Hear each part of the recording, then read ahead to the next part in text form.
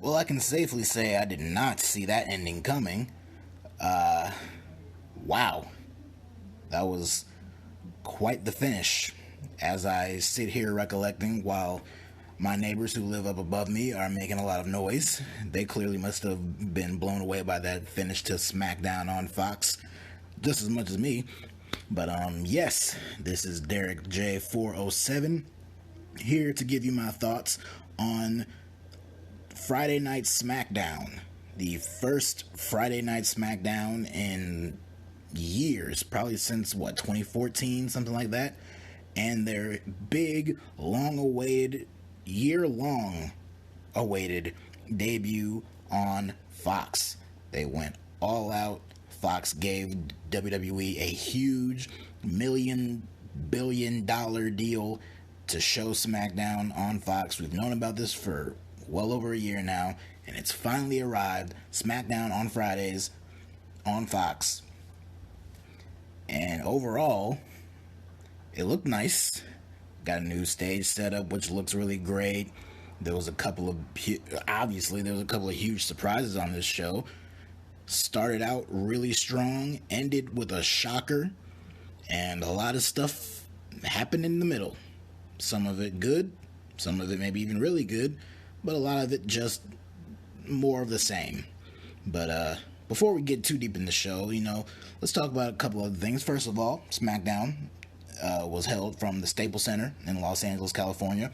Great crowd, a lot better than the crowd we had on Monday for the brand new Raw, which I use quotation marks for. But a couple of things. I mentioned the stage setup. The new stage for SmackDown looks incredible. I can't even really describe it. If you didn't see it, you have to go find a picture or find video of what it looks like. It looks really good. It's probably one of my favorite stage setups they've had in a while. Probably up there with a couple of the WrestleMania ones. I know WrestleMania 33 had a great stage, and that's probably my favorite stage of all time. But this one, outside of any other pay-per-views and all that kind of stuff, this one was really good. So that's cool. Had a really good opening video now with a cool theme song by AC/DC. It's great to have two people on commentary for the first time in a long time. For the first time we on a main WWE show, we only had two people on commentary. That was Michael Cole and Corey Graves, two guys who are extremely overplayed and well played out beyond my tolerance of them. But when it's just the two of them and you don't hear Graves bickering with Byron Saxton or Renee Young or anything like that, it's perfectly fine. So all that, good stuff. Now let's get into the actual show. They kicked off the show with Vince and Stephanie McMahon. They just welcomed the show, so we didn't get to see them very long. And we clearly didn't see them later when their son/brother was fired, pretty much. But that was as much of Vince McMahon and Stephanie McMahon that I can take these days on TV. So that was it. We had the opening video, and then we went right into the show. Out first was Becky Lynch, Raw Women's Champion. Opened the show with a promo talking about how cool it is to open the show. She was soon interrupted by King Corbin, who said there's a much more deserving person to open the show, and it's him, and questioned if Becky really is the man, if she's still the man or not. And before any real answer could be made to that, The Rock's music hit. Now, we knew The Rock was scheduled for this show. They started promoting The Rock as a confirmed addition to this show, probably on Monday afternoon is when they confirmed that. And my interest level in the show shot up a little bit because there were rumors that he might appear, but then they confirmed it.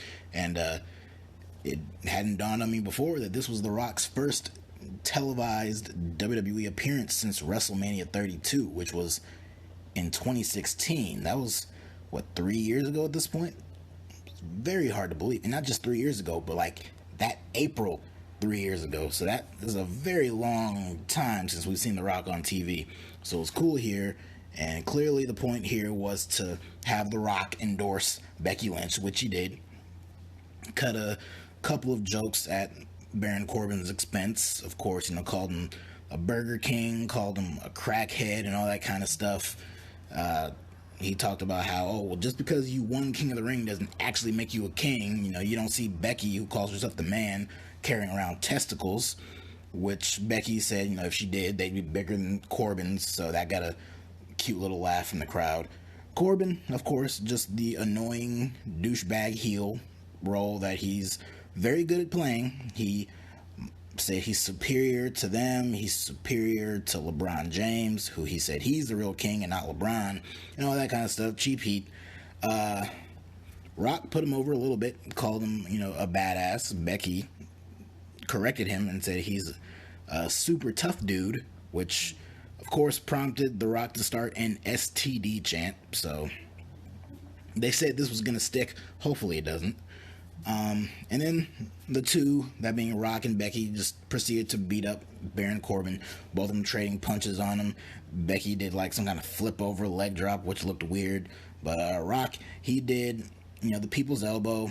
Becky did a couple more moves on him, and Rock laid him out with a rock bottom. If you smell what The Rock is cooking, wham bam, thank you, Rock, for that opening segment. It was fun. I dug it. I know over the year, Becky has lost some fans, so I'm sure not everyone loved seeing her get endorsed by The Rock, but I didn't have a problem with it. I thought it was fine. Like I said, we haven't seen The Rock on TV in WWE in months, in years, I should say, excuse me. So it was cool. It was fine. I had no problem with it. And yeah, seeing The Rock and Becky Lynch stand side by side together was pretty cool. So it was fine with me. Which led right into the first match, which was a tag team match involving the Four Horsewomen. We had this match on Raw a couple weeks ago. I think it was before the Clash of Champions pay-per-view, so we got another one here. Of course, Becky still out there teaming with Charlotte to take on SmackDown Women's Champion Bayley, along with Sasha Banks. Of course, Sasha and Becky go one-on-one at Hell in a Cell this Sunday. A pay-per-view this Sunday. A pay-per-view that, as of right now, only still has 3 matches announced. So it clearly shows you how important that show is. I think this is a first, if I'm not mistaken. But so yeah, we had the match. It was just a regular match. At one point, Sasha and Becky had a face-to-face confrontation. The crowd was kind of in a buzz for it. They got behind it and they popped for it. Eventually, everyone started to brawl. Bayley and Sasha were on the outside. Charlotte went up top, hit a moonsault to the outside on both women. Got Bayley back in the ring and locked her in the figure 8. Bayley tapped out. Charlotte won for herself and Becky Lynch. If they want to slap a Bayley-Charlotte match for the last minute onto the show this Sunday, I could see this being the reason why. But yeah, that was that. So just a regular tag team match, nothing really special about it. They cut backstage. They showed Erin Andrews from Fox Sports. She interviewed The New Day. Nothing special, just saying that Xavier Woods and Big E were not going to be at ringside for the main event, which, judging by what happened in that main event, they probably should have been. Although, what else could they have done? That match probably, instead of going a second, it would have gone like 3, maybe. I don't know. Who knows? But they showed some different people at ringside. Before the women's match, they showed Trish Stratus and Lita at ringside. Here, they showed Mick Foley and Kurt Angle, and they also showed boxing champion Tyson Fury, who stuck out there for a little while longer, and he even showed his face a little bit later on. But we'll get to that later. They announced up next a match between Universal Champion Seth Rollins and Intercontinental Champion Shinsuke Nakamura. Rollins made his entrance. Now he has the fire to go along with his burn it down thing, since they got the big bucks now, so they have brought back Pyro, which was missed. I enjoyed seeing Pyro back on Raw, and I enjoyed seeing it here. It definitely adds a lot to people's entrances. So during the entrance and before Nakamura came out, we cut up to the big screen and we had another episode of the Firefly Funhouse. Here, Bray was introducing all of his friends to the new audience that we're supposed to believe WWE has now that they're on Fox. So he introduced Huskus the Pig, Abby the Witch, Mercy the Buzzard, and of course Ramblin' Rabbit, who was dressed up in Seth Rollins cosplay. So he's clearly a Seth Rollins mark. So he's the one left. I kid. But Bray was like, well, since you're such a big Seth Rollins fan, I guess how about we show what's going to happen this Sunday when he steps in the ring with the Fiend? Because Ramblin' Rabbit was telling Seth, I'm a big fan of you, but I don't want you stepping in the cell with the Fiend. Like, you probably shouldn't do it. So Bray gave a little sneak preview. So he put Ramblin' Rabbit Rollins inside of a red cage, locked him in there with Mercy the Buzzard, and Mercy proceeded to devour this poor little rabbit and chopped his head off. How many times has this rabbit been killed? Mercy has already eaten him. Bray smashed him with a mallet. I'm pretty sure he got killed in a skit on Raw. He's he's constantly killed. He's like Kenny from South Park, at least in the early seasons of South Park. Not so much these recent years when they stopped killing him. But yeah, he's like what Kenny has been for South Park. He just constantly gets killed and brought back. But yeah, I mean, that was pretty much it. And, he told Seth to see him in hell. And that was that. So you finally get the match between Nakamura and Rollins. Doesn't go very long. When Rollins sets up for the stomp, the lights go out, and they slightly come back on. And by the time they do, Nakamura is still in the ring. But by that point, Rollins hightailed it up the ramp onto the stage, in which Bray Wyatt was ready for him, because he appeared right from behind Rollins, locked him in the mandible claw for what was this, the fourth time now that he's locked Seth in the mandible claw? Maybe third, just like third or fourth. And this time he ended up throwing Seth all the way off the stage. Yes, a long, hard fall, 2 feet off the stage. It's a new stage setup, but much like these last few years, the stage ain't nothing but 3 feet from the ground below. So Rollins falling off was not that big a deal. You could trip and it'd barely be anything. So not a huge deal, but it's the final big delivery for the Bray Wyatt Seth Rollins match this Sunday, which Bray's got to win that match. He's got to beat Rollins. He's got to do it in convincing fashion, and he's got to walk out of there with the Universal title. I know there's rumors that Fox would love for Bray Wyatt to be on SmackDown, but I'm cool. Keep Bray on Raw, put the Universal Championship on him, and let him run with that title for months and months, maybe even forever. So they went to commercial, and they came back, and Kevin Owens was already in the ring, because up next, right away, was the Kevin Owens Shane McMahon ladder match, where signed termination papers, were locked inside of a briefcase for both men and held above the ring, and the winner would win the match, would either get back or keep their job, and the loser would be fired. This storyline, up to this point, has just been so awful. It's been so awful. It's done Kevin Owens no favors. If anything, it's made him look weak and stupid. But this was clearly the end. It was set up to be the end. There was no one out there to help Shane. There was no backup for him. It was just Owens versus Shane, one-on-one, and this was clearly the end here. And for what it's worth, they weren't given a whole lot of time, but they had a pretty kick-ass match. It was pretty brutal. Like some of those shots they were getting on each other and some of the big moves they were doing, using the ladder or coming off the ladder, they looked pretty brutal. The biggest spot before they went to commercial break, Shane had Kevin Owens laid out on the announce table. He got back in the ring from off top, hit his diving elbow all the way from the top of the ring onto Kevin Owens through the table.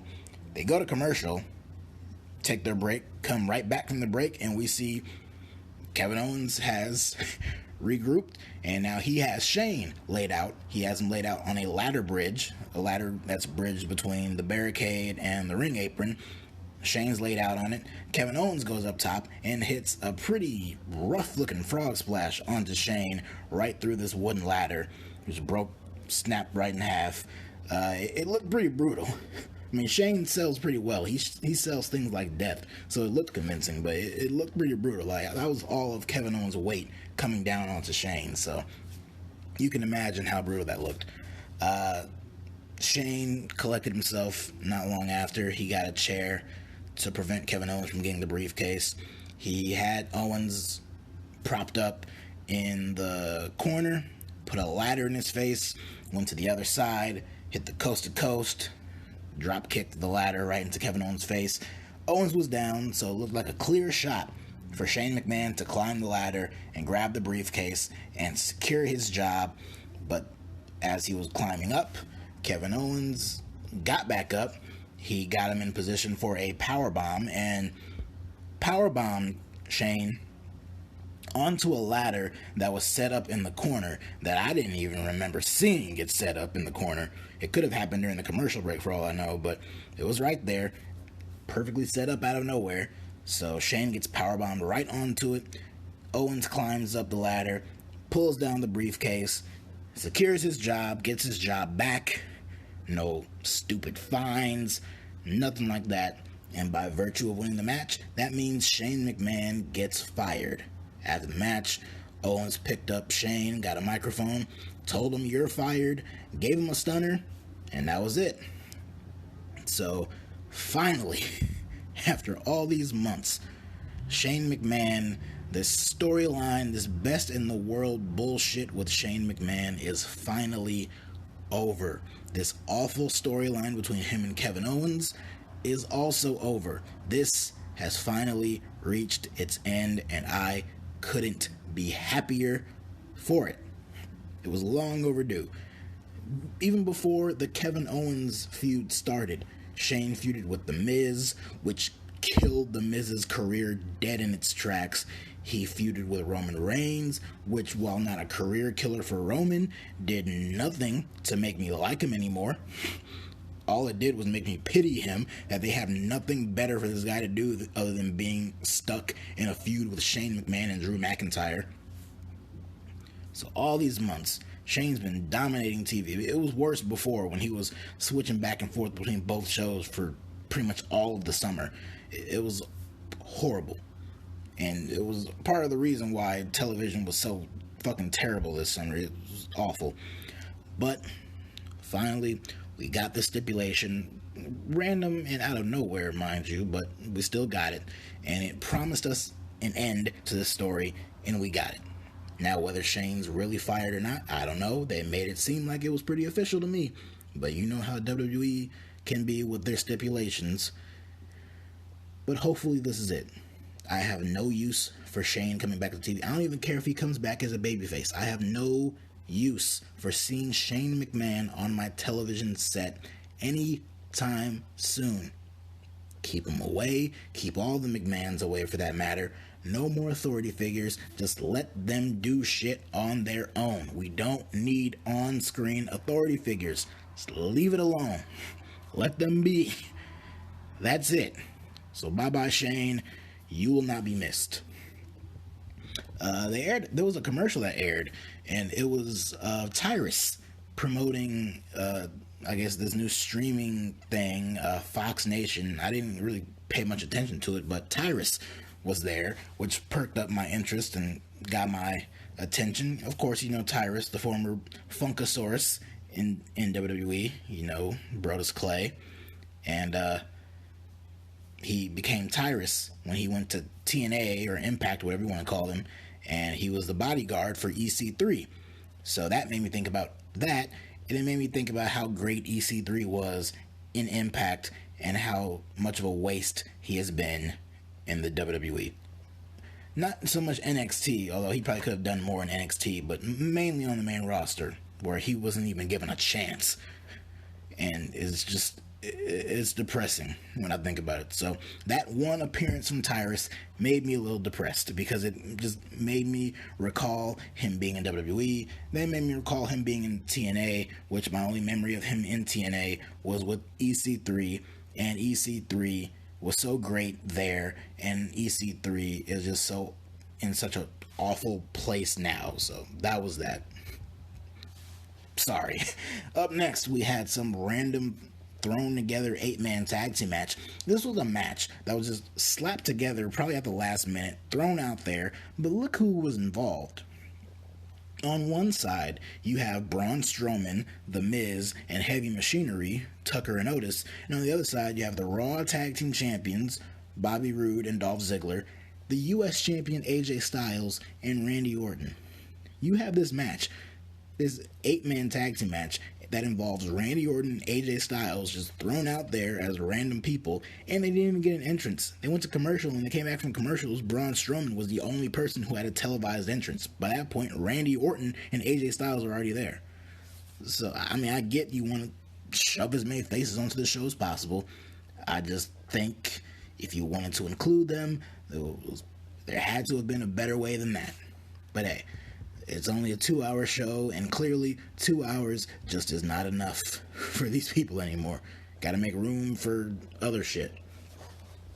But the match was nothing. The only real takeaway from the match was the interaction between Braun Strowman and the previously mentioned Tyson Fury, who was out in the front row. So Braun locked eyes with Tyson Fury. Tyson Fury stood up. They pretty much stood face to face. And Braun squared up with him. They got that little shot. Dolph tried to attack Braun, but Braun beat him down. Braun threw Dolph into the barricade, but did so on the side of the barricade that Tyson Fury was sitting, and that kind of knocked Tyson back into his seat a little bit. So back in the ring, Dolph hits a super kick, but it's nothing. Braun laid him out with the power slam, got the win. After the match, Braun's posing with the rest of the babyfaces, and Tyson Fury hops the barricade. Sorry about that. He hops the barricade and tries to get at Braun. He's raving and ranting and all that kind of stuff. Security just hordes in on him and backs him up and prevents him from getting in there. And they said after the commercial break that he was kicked out of the building. So this could be a setup for a potential Tyson Fury Braun Strowman match somewhere down the line. This was clearly a Fox Sports moment for them. But this could easily set up something between Strowman and Tyson Fury at a future pay-per-view, maybe WrestleMania. Who knows? We'll see if they actually do it, or if this is going to be this version of Big Show versus Shaq, which was a match that had some buzz, the idea of it at some point in the past, but completely lost all of it when waiting too long. So we'll see if this is something they actually capitalize on, or if it was just something to get them a little bit of press. Although I don't know why that would matter since they ended the show the way they did. But whatever. Had Roman Reigns and Eric Rowan in a Lumberjack match with Daniel Bryan on commentary. It's a Lumberjack match, so you take what you get. Luke Harper came out a little bit later on. He tried to go at it with the rest of the Lumberjacks. He took some of them down. Bryan got off commentary, went after Harper. Roman, of course, all these people are outside converging together, so you know that means big dive. It's a big dive. And the finish, we see Roman, he has Rowan down, but then Harper comes in, hits him with his discus clothesline. Bryan comes in, hits him with the running knee, which, if you look at it, that knee got Harper pretty damn good in the face. So that was a good running knee. Rowan gets a hold of Bryan, is getting ready to hit him with the Iron Claw Slam, but then Roman hits him with a spear, gets the 1, 2, 3, and then after the match, the crowd is chanting yes because Bryan has his hand extended for a handshake between him and Roman reluctantly shook his hand. I don't even know where they're going to go with this point. I assume they're going to pull a swerve and have Bryan revealed as the ultimate mastermind. He's going to turn on Roman. I especially think the heels are winning now because Roman straight up beat Rowan on this show. But we'll see. And that finally leads us to this main event. This big promoted main event between Brock Lesnar and Kofi Kingston. Brock Lesnar's first televised free TV match since 2004. It's for the WWE Championship, a championship that Kofi Kingston has held since April. The bell rings, Kofi lunges in at Brock. Brock lifts him up hits him with an F5, and gets the 1, 2, 3, and Brock Lesnar is your new WWE champion. Just like that. Brock's first match on TV since 2004 is over in a matter of 3 or 4 seconds. Kofi Kingston's long month title reign, again, he's held that championship since WrestleMania and has been pursuing it since February. So Kofi Kingston has been in the title picture since February of this year. All over and dead in a matter of seconds because they wanted to hurry up and push Kofi along so we could get this moment. So Rey Mysterio's music hits, and of course you saw Rey and his son Dominic get beat down by Brock Lesnar on Raw this past Monday. A pretty convincing, good beatdown too, especially on Dominic. Dominic was selling those bumps pretty well, so good for him. But Rey comes out in a sling, but he's not here to fight. He brought someone else to fight alongside him, and that someone was former UFC champion Cain Velasquez. Of course, the same Cain Velasquez who has been training to wrestle for months now and has even competed in, AAA, and has done some shots in Mexico and I think Japan, and has wrestled in a mask and has been extremely impressive for someone who's only been doing this for a little while. But also the same Cain Velasquez who fought Brock Lesnar in the UFC back in, 2010, 2011, and beat Brock Lesnar, which is why Brock's expression to when he saw Cain Velasquez was so good, because he looked spooked. So Cain makes his way into the ring, he takes down Brock, starts doing some ground and pound, and Brock scurries out of there and leaves. He kept threatening to get back in the ring to confront him, but ultimately he left, and the show ended with Rey Mysterio holding Cain Velasquez's hand high in the air, and that was the end of SmackDown's debut on Fox. So much to unpack for that ending. First of all, like I said, Kofi Kingston, his title reign ending in like a blink and you miss it title change was just pretty bad. I wasn't expecting him to have like a 20-30 minute match, but Jesus Christ. Holy crap. He hit him. There was only one move. Kofi got no offense in it. It was just one move and the match was over. So that was bizarre. You know, this guy you've been building up as your champion, you've been trying to get people convinced that this is someone to take seriously at this level. He's held the championship all these months, and his title reign is over in a few seconds because they wanted to end with a big shock.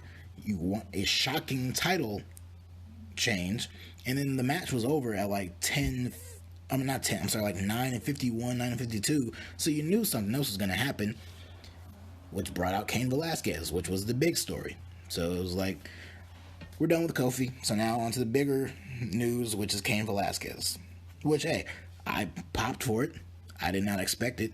I know there were rumors that WWE was trying to get Cain Velasquez to sign with them, and they clearly have gotten him. Whether an official deal is signed yet or not, you have to expect one will be, and one is being discussed. So that's great. I could do without Brock being the champion, because that might mean when we do get this match, it'll be Brock versus Velasquez for the championship, which, I mean, that's big box office and puts the title in a big line like that, but I don't know. We'll see. But yeah, like as a big shocker closing segment for this big debut on Fox, I mean, yeah, it's smart. You have Cain Velasquez signed on to appear in a spot like that. You fucking use him. That's smart. Just like having The Rock there. You have access to The Rock for your first huge show on Fox. Use him. So, in that regard, the show started and ended fine. Had no problem with it in that regard. Did have a problem with Kofi losing as quickly as he did and looking like a complete joke to Brock Lesnar. But that might be more of a personal thing. But honestly, either way you look at it, it was pretty dumb. But that aside, the Cain Velasquez thing at the end was really good. The Rock segment at the beginning was really fun. And even that ladder match in the middle, that was good. So those three things on this show made it a good show overall, but it really was not that different than anything we've seen from SmackDown on the USA Network, or quite frankly, any other network that they could have ended up on. I don't know how they're going to do in the ratings. I don't know what the magic number is for them. It should be very interesting to see when that's revealed. I don't know if it's going to be revealed tomorrow or when it'll be revealed, but that should be interesting. Speaking of ratings, I didn't get to say this on video, but AEW beat NXT in the ratings this week on Wednesday night. So, huge for AEW. Congrats to them. I will say that on video since I only tweeted it out. But, yeah, I was about to say that ends this crazy week of wrestling, but not quite yet, because we have Hell in a Cell this Sunday. So I'll be back on YouTube for that one.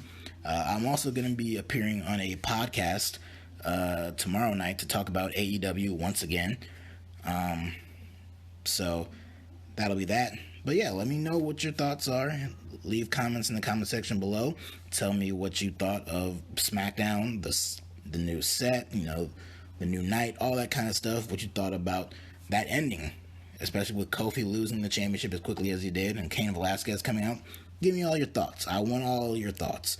So that's about it for me. Like I said, I will be back to record my review of Hell in a Cell this Sunday. The perfect 3-match card for Hell in a Cell this Sunday. That's crazy. But that's about it for me. So check y'all later.